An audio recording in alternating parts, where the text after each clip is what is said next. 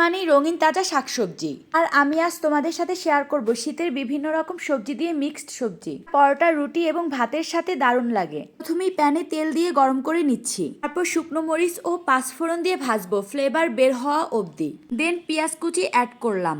এখন পেঁয়াজটা নরম হওয়া অবধি ভাজবো। তারপর বিভিন্ন রকম সবজি অ্যাড করব। প্রতিটি সবজি এভাবে একটু বড় করে চাক করে কেটে নিব। আমি প্রথমেই অ্যাড করলাম আলু, মিষ্টি কুমড়া, গাজর এবং পেঁপে। এখন সবজিগুলো নেড়েচেড়ে ঢেকে রাখবো 3 থেকে 4 মিনিটের জন্য। 3 থেকে 4 মিনিট পর ঢাকনা তুলে আবারও নেড়েচেড়ে দিব। এখন বাকি সবজিগুলো অ্যাড করছি। আমি এখানে ফুলকপি, সিম এবং মটরশুঁটি অ্যাড করছি।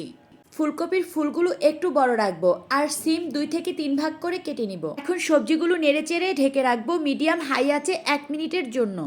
এখন দিচ্ছি হলুদ, মরিচ, জিরা, ধনিয়া গুঁড়া এবং গরম মশলার গুঁড়া ও কালো গোলমরিচের গুঁড়া। তারপর সামান্য আদা রসুন বাটাও অ্যাড করছি সবজিতে। খুব ভালো করে সব উপকরণ সবজির সাথে এখন মিশাবো। তারপর ঢেকে মিডিয়াম আঁচে 5 থেকে 6 মিনিট রান্না করব।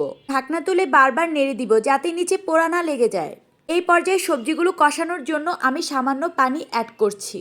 এখন নেড়ে চেড়ে আবারও ঢেকে দিব, তবে পোড়া যাতে না লাগে সেদিকে খেয়াল রাখতে হবে। প্রয়োজনে ঢাকনা তুলে নেড়ে চেড়ে দিতে হবে। সবজিটা আমার ভালো করে কষানো হয়ে গেছে। এখন সিদ্ধ হওয়ার জন্য পরিমাণ মতো কিছুটা পানি অ্যাড করছি।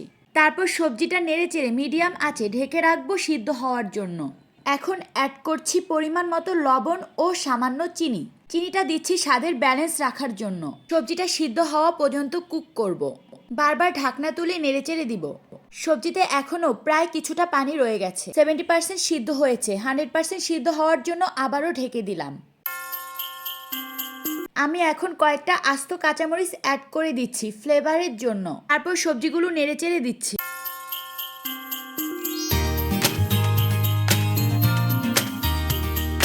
এখন সবজিটা একদম পারফেক্টভাবে হয়ে গেছে।